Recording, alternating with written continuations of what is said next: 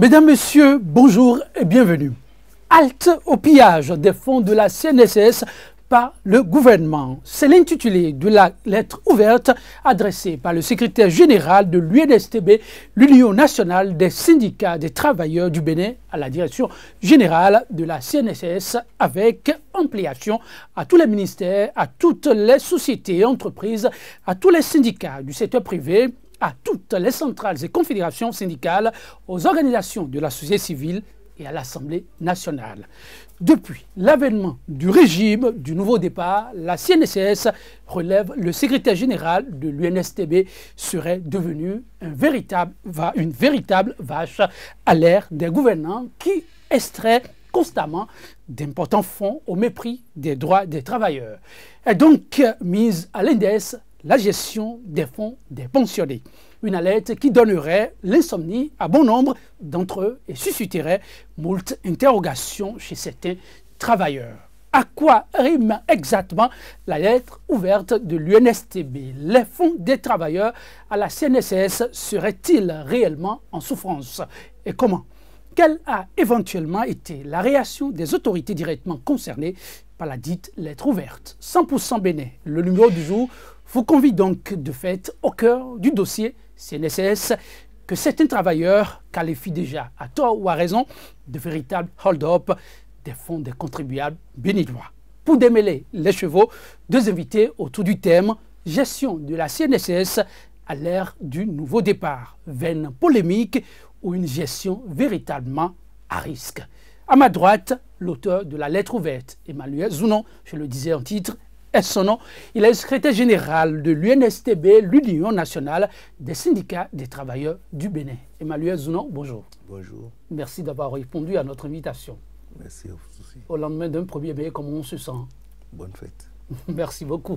Revigoré, toujours. En forme. En forme. En face de lui, en principe, on devait avoir soit le directeur général de la CNSS, la société en question, ou l'un de ses collaborateurs directs. Mais toutes nos tentatives pour obtenir leur disponibilité s'étant révélées vaines, nous avons sur ce plateau un homme de médias dont l'organe s'est également intéressé au sujet. Lui, l'annon Jacques Bokor. Il est journaliste, le rédacteur en chef du quotidien béninois d'information Matin Libre. Jacques Bokor, bonjour. Bonjour Joël, tout le plaisir de partager le même plateau avec le secrétaire général de la plus vieille des centrales et confédérations syndicales au Bénin.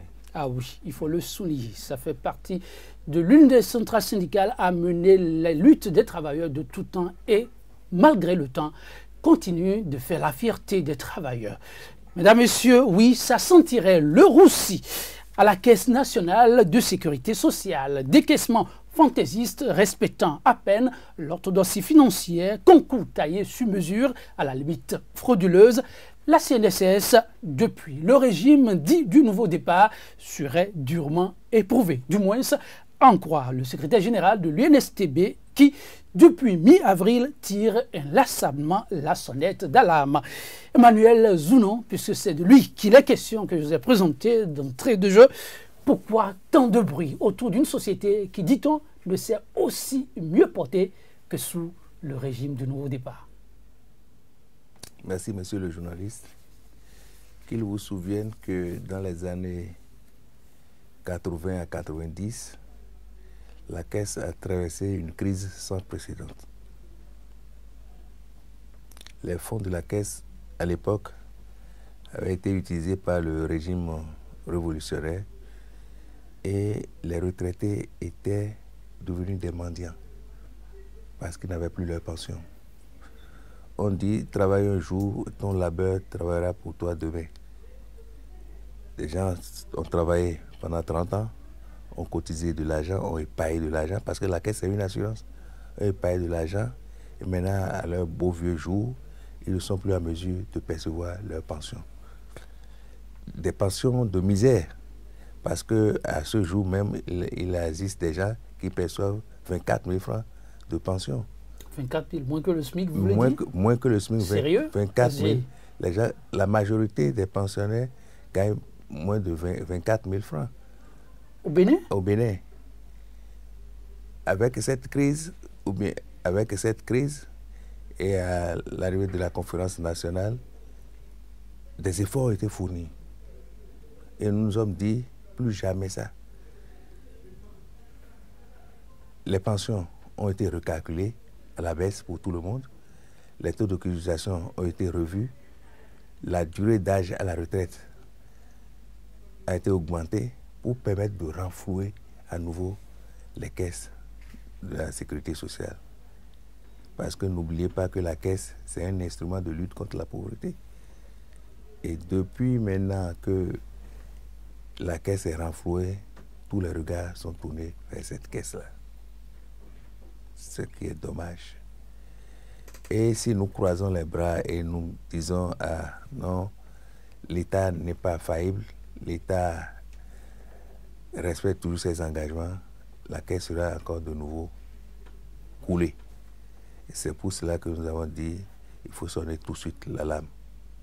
Alors, vous n'êtes pas seul désormais à l'attirer. À vos côtés, un certain nombre de médias qui, sans consultation, mèneraient les mêmes démarches parce que beaucoup de bruits de bottes parviendraient de cette maison, même si les travailleurs se gardent de parler à visage découvert. Pour quelles raisons? On le saura peut-être dans les prochains jours. Mais Jacques Boko, je le disais, votre organe s'est intéressé également à ce sujet. Et déjà, à la une, on pourrait lire, par exemple, dans l'une de vos parutions, concours de recrutement à la CNSS, une bombe à retardement sous la rupture. Absolument. Et c'est notre deuxième une du jour. Et bien évidemment, quand le bruit a commencé, nous étions restés, disons, un peu à l'écart. Parce que j'ai lu, comme tout autre Béninois sur les réseaux sociaux, cette liste d'admis à ce concours de recrutement organisé par un cabinet privé. Un concours qui a fait la promotion de la filiation. Et vous avez vu tous les noms qu'on a cités, et tel DG a placé tel neveu, tel secrétaire particulier a placé telle nièce, et ainsi de suite. Moi, quand j'ai lu au prime abord cela sur les réseaux sociaux, je me suis dit, voilà encore une nouvelle fabrique de ces médias sociaux. Donc, je suis resté dubitatif et j'ai pris ça avec pincette. Disons que j'étais même désintéressé. Je ne me suis pas intéressé à la question parce que je n'ai pas entendu beaucoup d'acteurs de la société civile, que ce soit ceux que vous connaissez bien, très actifs, et de syndicalistes en parler. Donc, moi, qu'est-ce qui vous a fait ensuite changer des fusils d'épaule? Oui, parce que quand le bruit a commencé, j'ai compris au fil du temps que des secrétaires généraux comme M. Zounon ont commencé à s'intéresser à la question.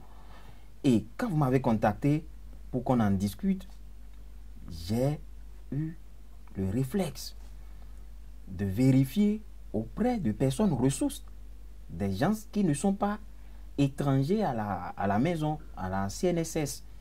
Et on m'a dit, M. Bokor, considérez que c'est vrai et que ce concours est même pire que le concours organisé sous... Ne dites pas les concours qui ont été annulés là. Je vous rapporte exactement les propos de celui qui m'a parlé au téléphone et qui n'est pas étranger à la maison dont nous parlons. Il m'a dit que ce concours sera annulé, il n'y a rien à faire et que c'est même pire que ce que nous avons dénoncé sous le ministre Aboubakar Yaya, qui a servi sous le président Yahi Boni. On a eu de la peine à le croire là. Un cabinet, il paraît, de renom, qui a l'expertise requise, qui organise un concours du genre et il y a tant de bruit autour, ça rime à quoi en réalité? Et j'ai beaucoup de respect pour ce cabinet-là, parce que je connais le responsable du cabinet. En plus. En plus. Et j'ai douté, j'ai dit non, ce cabinet ne peut pas organiser pour qu'on en arrive là. Mais avec mes recherches, je suis sur une nouvelle piste que ce cabinet a été utilisé comme cabinet écran. Cabinet écran? Écran, oui. C'est un autre cabinet qui a eu le marché. Et comme ce cabinet n'a pas cette réputation, il a utilisé le nom de ce cabinet-là comme cabinet écran. Alors, Et ça pose problème. Ça pose problème non seulement au sein de la population, mais au sein de l'entreprise. Au point où les délégués du personnel de l'entreprise ont officiellement écrit à la direction générale pour dire « Monsieur le DG, il faut justifier, nous ne sommes pas dans ce schéma avec vous. » La lettre est avec moi ici, je peux vous le lire après. Ça veut dire qu'il n'y a pas de fumée sans feu. Or, on ne peut pas transformer une entreprise de la République en une société clanique, en une société familiale. Quand on en arrive là, la gestion des ressources est à terre. Il n'y a pas de raison non plus que la société s'écroule. Donc, comme le gouvernement a l'habitude des audits, nous ne demandons pas l'annulation du concours, mais qu'on fasse également un audit pour qu'on nous situe clairement. Parce que toutes les procédures ont été viciées. Toutes les procédures. La première Du chose début jusqu'à la fin. Il ne peut pas y avoir, même dans le statut du personnel de la caisse, il est écrit noir sur blanc que tout concours de recrutement doit passer par le comité de direction. Ça n'a pas été le cas? Ça n'a pas été le cas. C'est monté au niveau du conseil d'administration et puis, pouf. Bon, le conseil d'administration, c'est une nouvelle équipe ou bien l'équipe n'est pas informée de comment ça se passe? Ah, peut-être c'est le comité de direction de la rupture. Oh non. Et il y a les sujets qui sortent un mot là. On sait que la rupture a prôné la transparence, l'équité en toutes choses. Et je n'ose pas croire qu'il s'agit là de la rupture. Qui sont ceux-là qui ont intérêt à plomber cette initiative noble de la rupture? Quand vous observez un peu de près, parce qu'on parle de cabinet écran. La direction même peut avoir été dupée dans ce jeu qui se joue. Absolument.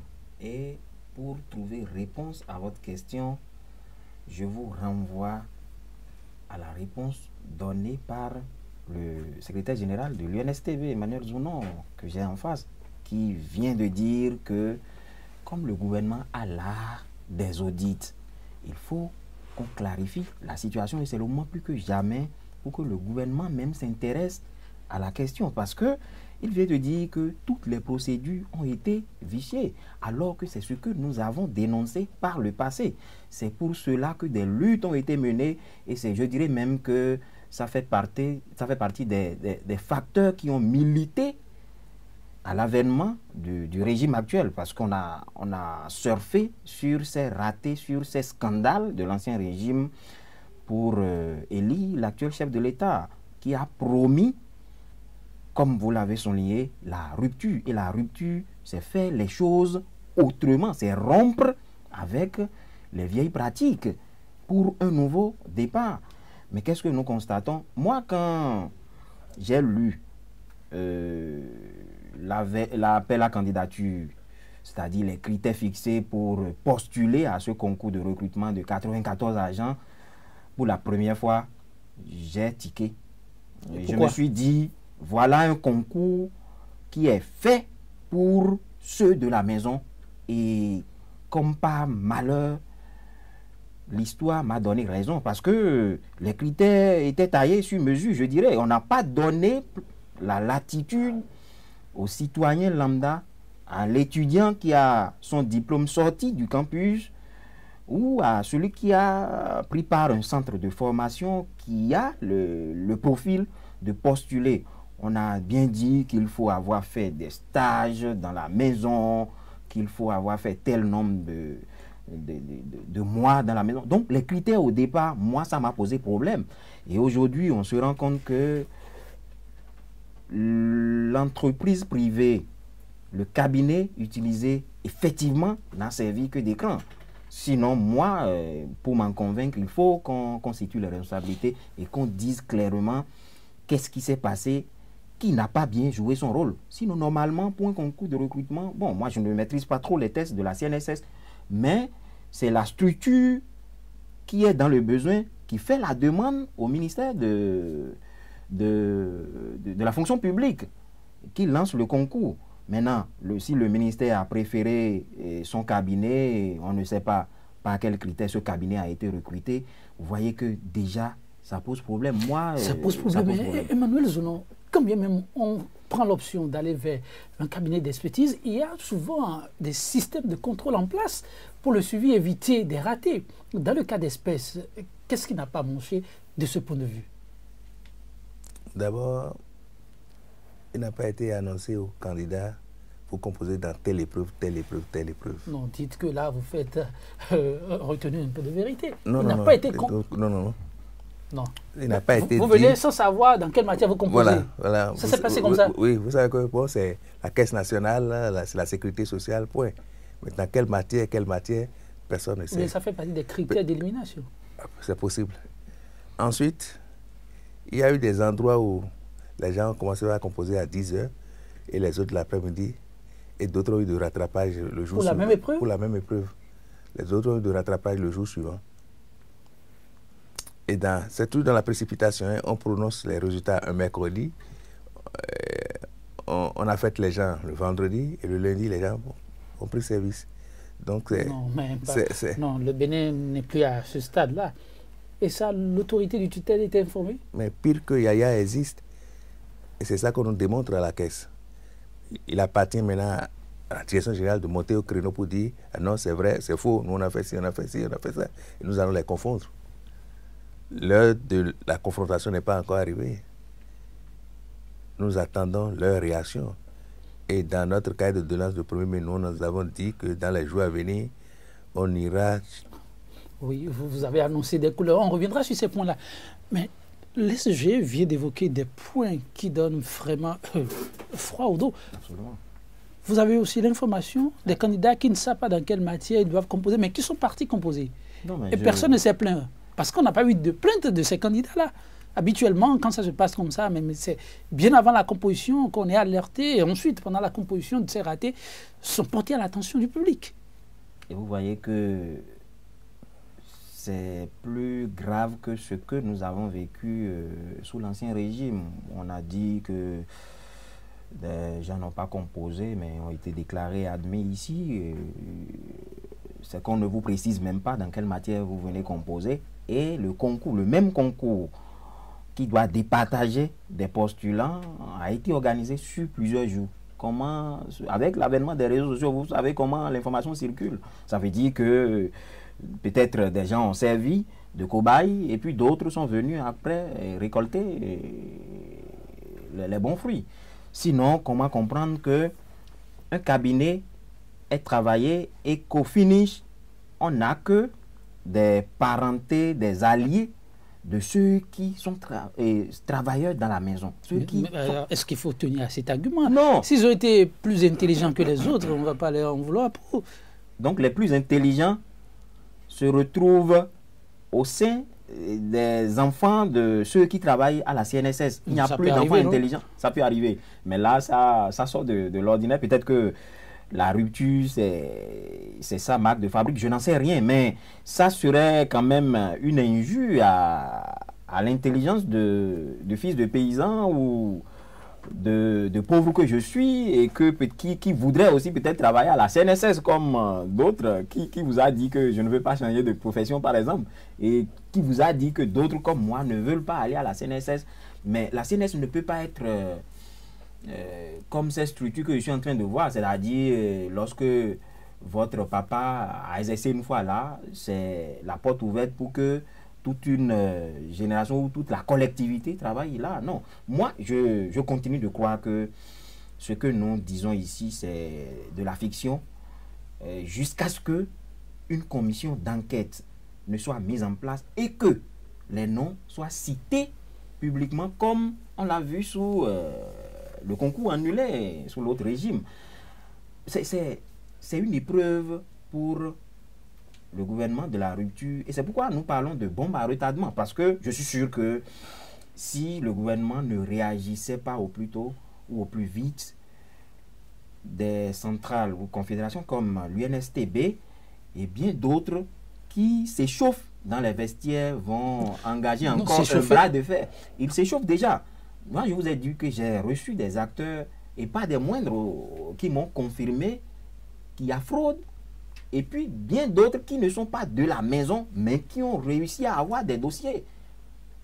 Et qui préparent des choses intéressantes dans l'homme. Donc, le gouvernement a intérêt à désamorcer cette bombe qui, je suis sûr, ne va pas tarder à détonner.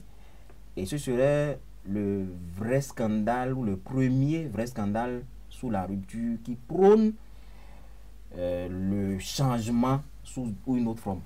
En tout cas, dossier CNSS, bombe à retardement pour la rupture, pour un nouveau départ. La question, elle reste tout entière. En dehors des soupçons de fraude au niveau de cette société, il a été relevé un certain nombre de faits très alarmants, eux aussi. Il n'est plus un secret d'ici le secrétaire général présent sur ce plateau pour personne que l'État béninois doit au fonds de pension 80 milliards de francs CFA. 80 milliards de francs CFA. Et bien, où sortez-vous ce chiffre-là? La Caisse nationale a tant de moyens, 80 milliards de francs CFA. Vous ne vous êtes pas trompé de zéro par hasard? Non, pas du tout. Pas du tout? Pas du tout. Si je vous chiffre d'abord que l'allocation familiale payée aux agents non affiliés à la Caisse avoisine les 4 milliards par an. Par an? Par an. Tout de suite, vous allez faire votre calcul, vous allez voir que la Caisse a beaucoup d'argent. Parce qu'il y a la part du patronat.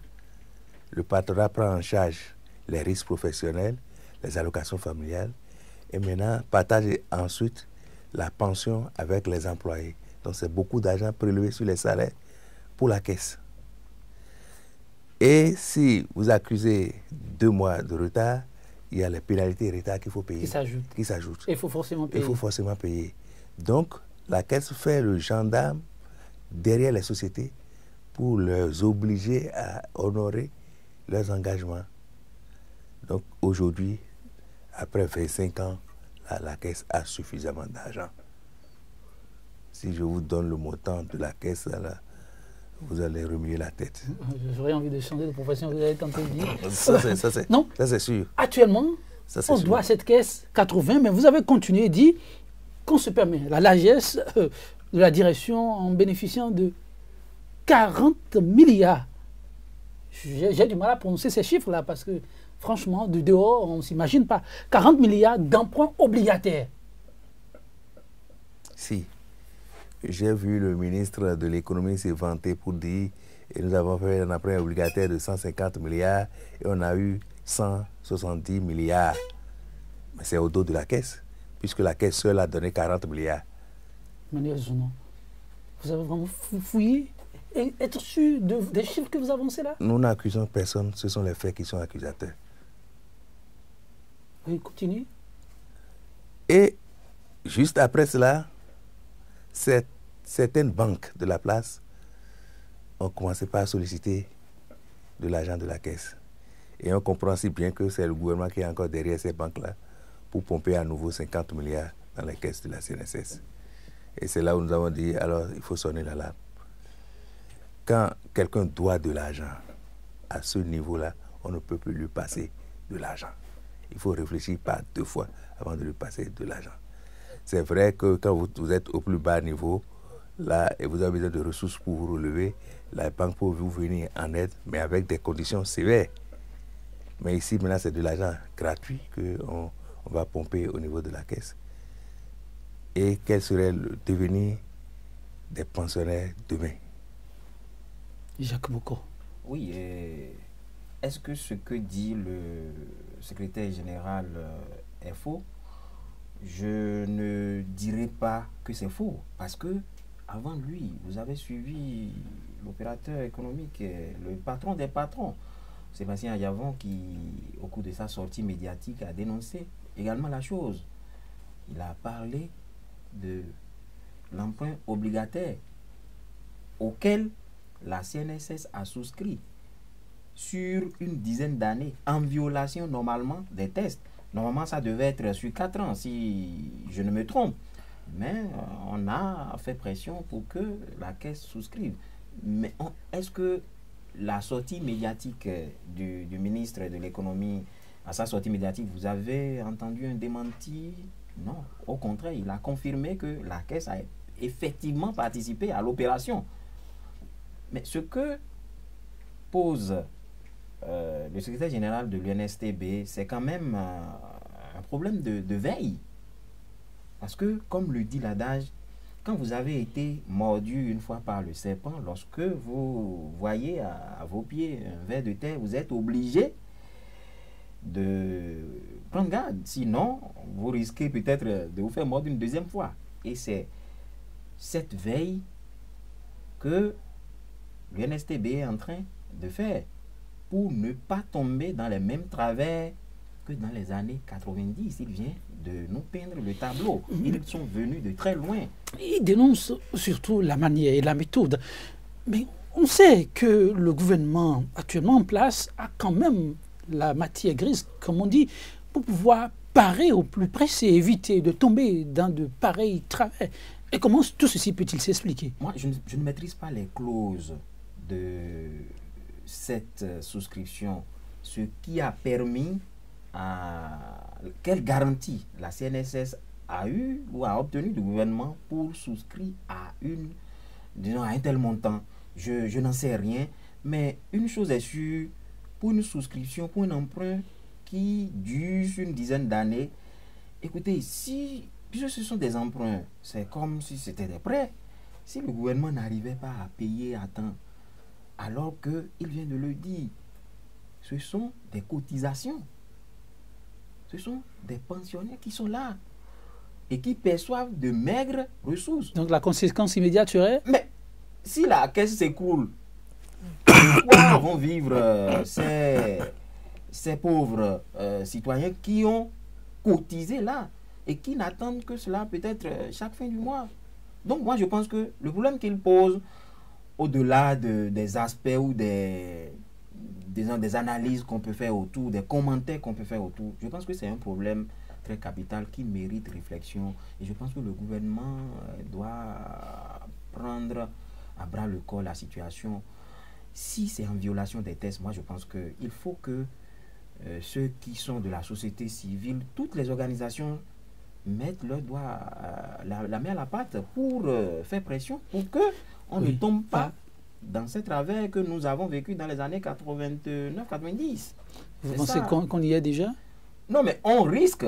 Et c'est pour ne pas aller là qu'on est en train de tirer la sonnette d'alarme, que le secrétaire général de l'UNSTB ou que l'UNSTB tout entière veille déjà. Mais Emmanuel, non, soyons réalistes. L'État, dit-on, n'est jamais pauvre.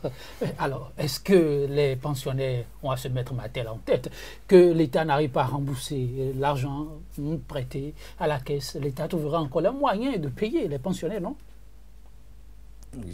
Peut-être que vous êtes trop jeune pour comprendre. Vraiment? Moi, j'ai gardé un très mauvais souvenir. Mon papa était retraité. Et on avait une cousine qui était chef personnel au niveau de la CNSS. Donc pendant ce temps, pour payer les pensions, on triait par tête, la tête du client. Et mon papa allait tous les jours, il ne percevait pas tous les jours. Il va s'asseoir à la caisse du matin au soir. Et là, il finit par dire, bon, il vaut mieux que je m'adresse à ma cousine qui est à la caisse, peut-être qu'elle peut m'aider. Alors, elle s'est adressée à sa cousine, et sa cousine a pris son carnet là, et il fait tout pour payer mon père. Et puis, la cousine est partie. Donc, mon papa espérait que bon, dans la journée, il sera payé. Il est venu le lendemain, troisième jour, une semaine, il n'est pas payé. Donc, mon papa n'a plus le courage d'aller voir la cousine pour quoi que ce soit. Parce que mon papa a décidé qu'avec ma pension maigre, je ne donnerai rien à personne. Et un jour, mon papa était encore assis là, quand la cousine passait, la cousine lui a dit, mais papa, tu es encore là? Il dit, oui. Il dit, tu n'as pas été payé? Il dit, non. Et on va au niveau du guichet. Et les gens disent, non, c'est un menteur, il a déjà été payé. Et quoi? Que non, où est ton livret? Il dit que non, je n'ai pas le livret.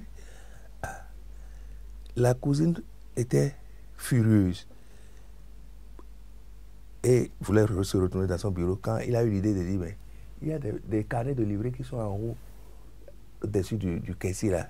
Il va prendre les carnets là, il fouille voir le carnet de mon papa. Ça veut dire que tous ceux qui ne voulaient pas donner de pouvoir, on classait d'office.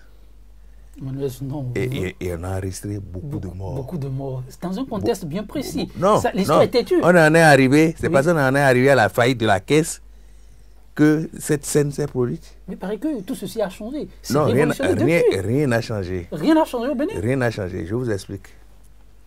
On dit l'aide de la presse. C'est pour la presse ou bien c'est pas pour la presse? C'est pour la presse.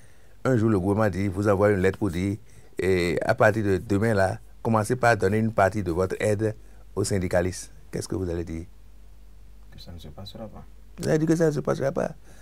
Les ACE sont des agents contractuels de l'État. Une décision a été prise pour dire ils font partie désormais des agents permanents de l'État. Donc, ils font partie du Fonds national de retraite. Donc, on ne doit plus leur payer quoi que ce soit au niveau de la caisse nationale. Mais le ministre prend une note encore pour dire en attendant à continuer par leur payer les allocations familiales. Et ces allocations familiales coûtent 4 milliards par an. Est-ce de la bonne gestion? Où allons-nous? Comment on y va? En résumé, donc, il faut craindre. C'est la catastrophe. De la pension des retraités. Ah, ça, moi, je crains. Je crains. Et je suis retraité de la caisse. Moi, j'ai cotisé pendant 35 ans à la caisse. Et je n'attends pas perdre un sou. Mais pendant ce temps, quand je vous disais que les gens gagnent 24 000 francs, les veuves sont à 14 000. Non, les veuves sont à 14 000. Or, aujourd'hui, dans notre pays, oui, la plupart de ceux qui vont à la retraite, ils vont avec encore 2 enfants en charge. Ceux qui n'ont pas la chance, plus. Maintenant, si vous allez avec 2 enfants à la charge, les 2 ou 3 qui ont pu atteindre l'université sont sans emploi et sont à votre charge. Et pendant ce temps, vous avez une maigre pension et que vous n'avez même pas espoir que vous l'aurez à cause de la bêtise humaine. Tout ça, c'est actuel ou bien vous parlez d'il y a 10 ans? Je parle d'aujourd'hui. Du Bénin d'aujourd'hui. Ben, Emmanuel Zounon, et quelle est la démarche que vous avez eu à mener avant vraiment de porter cette lettre ouverte à l'attention du grand nombre? Parce qu'il paraît qu'entre responsables, tout se gère. Vous savez, nous avons un syndicat des retraités qui a fait cette démarche, jusqu'à rencontrer même le syndicat de la caisse. Ça donnait quoi? Non. Au niveau du conseil d'administration, c'est comme au Parlement, hein, comme vous avez la majorité ou vous n'avez pas la majorité. C'est comme ça que ça se passe? C'est comme ça que ça se passe. Au niveau du conseil d'administration de la caisse? Voilà. Donc, un groupe des employeurs est opposé à Diavon, s'ajoute au gouvernement et puis ils ont la majorité. Donc, ils pilotent comme on pilote l'Assemblée nationale aujourd'hui. Donc, c'est des causes perdues. Voilà. Jacques Boucaud. Donc, seuls les rapports de force vont déterminer la suite. Alors là, les pensionnaires ont à se mettre ma tête en tête réelle. Absolument. Vous voyez que le tableau que le secrétaire général vient de peindre est vraiment édifiant. Et si on y prend garde, on risque de basculer dans ce que nous avons vécu par le passé et que nous avons déploré. Nous sommes peut-être jeunes, comme il l'a dit, mais seuls ceux qui ont vécu l'expérience peuvent réellement en parler. Je pense que seule la veille citoyenne pourra peut-être aider le gouvernement. C'est pourquoi moi, je ne voudrais pas forcément qu'on prenne ceux qui ont ces positions-là comme des opposants. Et comme ça se passe d'ailleurs, lorsque vous intervenez, lorsque vous critiquez un peu, on vous classe systématiquement sur l'axe du mal ou sur la liste rouge. Ça ne devait pas être le cas. Avec le nouveau départ, il paraît que le nouveau départ a promis faire les choses autrement, même dans ce sens, Jacques Boucaud. Vous ne voyez pas les unes des journaux chaque matin? Bon, il paraît que les journalistes le font de bonne foi. Hein, ah bon? Alors qu'on leur prête des intentions. On nous a dit que quand on viendra, qu'on ne va plus assister à cet alignement des titres, hein, à la une des journaux. Vous prenez les journaux, la cinquantaine qui paraît chaque jour sur les réseaux sociaux. Vous recevez ça déjà à l'aube, non? Feuilleter, la manchette, c'est la même phrase. C'est-à-dire, quand on dit le Bénin va mieux, tout le monde répète. Bon, les inspirations peuvent être les mêmes aussi. La deuxième une également, quand on dit que l'AIC fait maintenant du boucan et fait de bon boulot dans le secteur cotonnier, tout le monde reprend encore. Alors que on a dit que quand la rupture sera là, Et c'est pour ça d'ailleurs que les contrats ont été suspendus à un moment donné. Jusqu'à preuve de contraire, non? Jusqu'à preuve du contraire. Vous êtes de la presse écrite, on n'est peut-être pas là pour en parler. Peut-être qu'on va profiter, puisque nous sommes à la veille du 3 mai, la journée dédiée à la presse. On reviendra peut-être pour en parler. Mais moi, ça me pose problème quand je vois ça ainsi. C'est que ça ne nous honore pas. Ça ne nous honore pas. Nous tous, ça ne nous honore pas. Parce que là, revenons à ce qui nous lie et le sujet CNSS. Vous voyez, ce que fait l'UNSTB, c'est de la veille. Et on a interdit à personne de faire la veille. Mieux vaut prévenir que guérir. Sinon, si on reste là à observer, alors que ce sont des emprunts obligataires, c'est-à-dire on a emprunté pour injecter dans d'autres secteurs. Justement, à ces secteurs, une fois que ça va marcher, on pourrait reverser. Je prends par exemple, bon, j'hallucine peut-être. On dit que c'est dans le secteur routier. On met des milliards. On met également des milliards, on injecte des milliards dans le secteur coton, même si on dit qu'on ne subventionne plus. Je prends des exemples. On fait la production et au finish, peut-être on espérait un tonnage donné. Et au finish, on n'a plus ce tonnage. Si on vend, vous pensez qu'on peut recouvrer ce qu'on a investi dans le secteur coton ou bien sur les routes? Peut-être qu'on comptait sur, je ne sais pas, les postes de péage et autres. Ça, c'est des investissements à long terme. Si par exemple ce gouvernement partait et un autre gouvernement revenait, vous voyez, ça va prendre du temps. L'autre gouvernement peut dire peut-être que ça fait partie de sa priorité. Ça ne fait pas partie de sa priorité. Pendant ce temps, les pauvres retraités seraient en train d'attendre leurs sous. Donc, vous voyez, ce dont il s'agit, c'est un problème d'ordre social. Et quand il s'agit du social, les syndicalistes et autres acteurs de la société civile, que je n'entends pas beaucoup, sont quand même interpellés. Parce que moi, je continue d'être nostalgique du passé qui était un peu, ce passé qui était un peu bouillant et très agité sous l'ancien régime. Je ne dis pas qu'il faut se jeter dans les rues pour faire des mouvements à l'emploi fini, des mouvements non fondés. Vous pensez qu'il y a assez d'économie de vérité? Il y a quand même de la matière. Où sont passées ces associations de lutte contre la corruption qui... Mais s'il n'y a pas de corruption, on va parler sur quoi? Un concours de recrutement, vous pensez que ce n'est pas de la corruption? Bon, le concours de recrutement qui a fait du favoritisme. C'est un cas isolé. Il paraît que jusqu'à présent, il n'y a pas de dossier de corruption fondamentalement. Bon, je vous laisse suivre votre opinion. Joël, vous... Non, je pose des questions. Ben, on rapporte ce qui se dit. Vous savez, tous ne peuvent pas être sur ce plateau. Non, mais vous et moi savons de quoi nous parlons. Je pense que au-delà de la blague, il faut que nous prenions la situation au sérieux parce que moi, je pense que 94 agents qui vont travailler pour une maison, si déjà à la base le recrutement a été faussé, vous voyez, ceux-là peuvent ne même pas aller au boulot, mais vont percevoir parce que comptant sur un parapluie. Y aurait-il encore de la politisation de l'administration sous le nouveau départ? On le constate, malheureusement. On le constate malheureusement. Et c'est surtout pourquoi nous avons combattu la loi sur les collaborateurs extérieurs.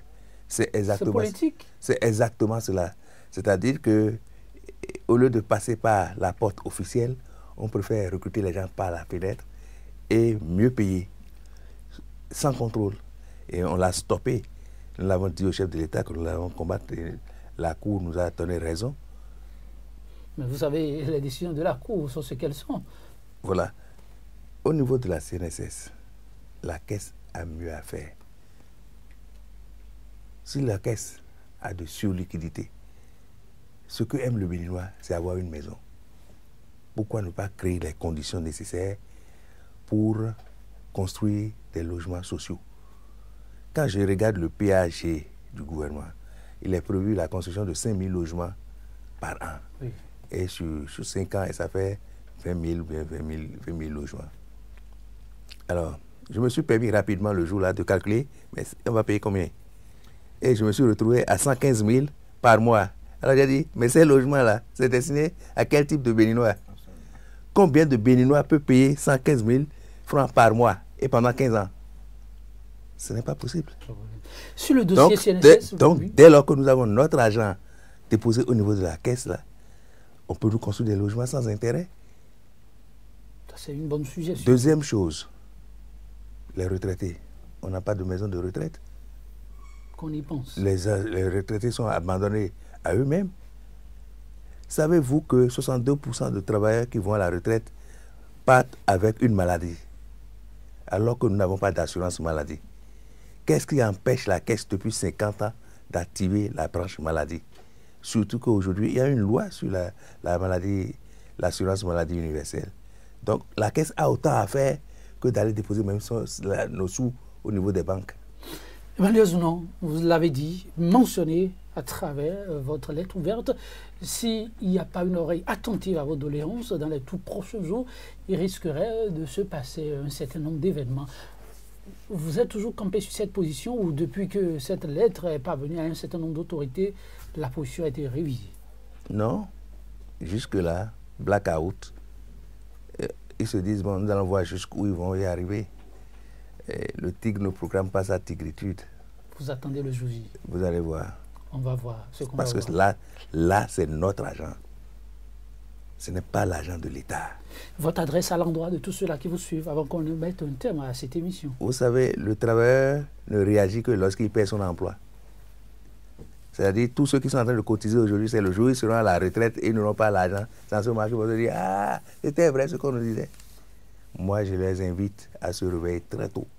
Avant qu'il ne soit trop tard. Non seulement les travailleurs, mais les employeurs. Parce que les employeurs cotisent même plus que les travailleurs.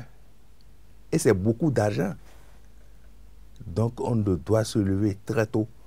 Dès que nous allons lancer le top, mobilisation générale, tout le monde au niveau de la bourse du travail, et ça va commencer.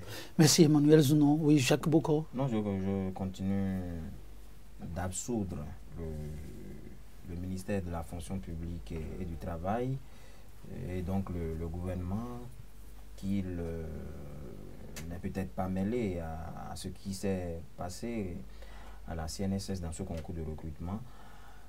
Mais il faut qu'il réagisse à temps. Il ne faudrait pas qu'on attende qu'il y ait pourriture.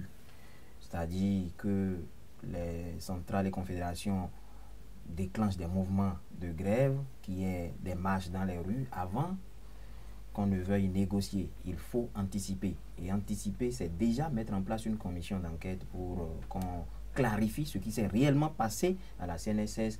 Et puis par rapport à l'emprunt obligataire, qu'on voit dans quelle mesure ne pas plomber la caisse pour qu'elle ne tombe pas en faillite, comme l'a dit le secrétaire général. Je vous remercie. Jacques Bocor, merci. Merci à vous, Emmanuel Zounon. Mesdames, Messieurs, merci aussi pour l'attention. 100% Bénin, le numéro du jour, bientôt conjugué au passé. Et ce sera sur cette citation du grand homme d'État français sous Louis XIII, Richelieu, le cardinal. Je le cite. « Rien n'est plus nécessaire au gouvernement d'un État que la prévoyance, puisque de par son moyen, on peut aisément prévenir beaucoup de maux qui ne peuvent se guérir qu'avec de grandes difficultés quand ils arrivent. N'attendez pas que le pire tape à vos portes. » Mesdames, Messieurs, merci de votre fidélité à nos programmes. À très bientôt.